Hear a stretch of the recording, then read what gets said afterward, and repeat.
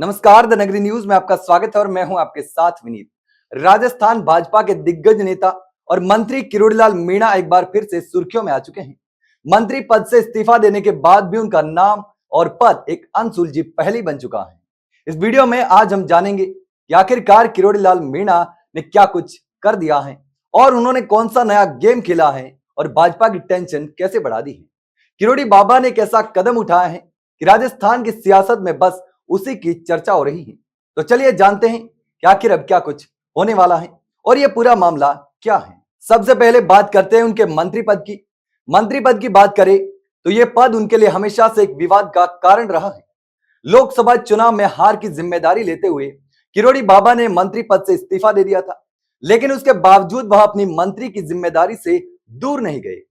Transfer show, दौरे और झंडारोहण जैसे आयोजनों में वह मंत्री के तौर पर लगातार सक्रिय दिखाई दिए हैं, लेकिन जब विधानसभा सत्र की बात आती है तो वह गैर हाजिर रहते हैं।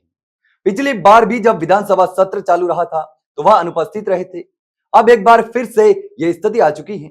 31 जनवरी से शुरू होने जा रहे बजट सत्र के दौरान उन्होंने स्पीकर वासुदेव देवनानी से मुलाकात करी और सत्र में अनुपस्थित रहने की अनुमति मांगी है। उन्होंने यह भी कहा कि वह 3 फरवरी के बाद विधानसभा में अनुपस्थित नहीं हो सकेंगे। इस स्थिति में एक और सवाल उठता है कि यदि किरोड़ीलाल मीणा विधानसभा में अनुपस्थित रहते हैं तो उनके विभागों के बारे में जवाब देने की जिम्मेदारी किसी और मंत्री को दी जाएगी। आपको बता दें कि किरोड़ी बाबा को कृषि, ग्रामीण विकास, आपदा प्रबंधन, नागरिक सुरक्षा जैसे विभागों से संबंधित प्रश्नों और प्रस्तावों का जवाब देने के लिए विधानसभा में सोमवार और शुक्रवार का दिन तय किया था। अब बाबा की गैरहाजिरी में विपक्ष को सरकार को घेरने का एक और मौका मिल सकता है।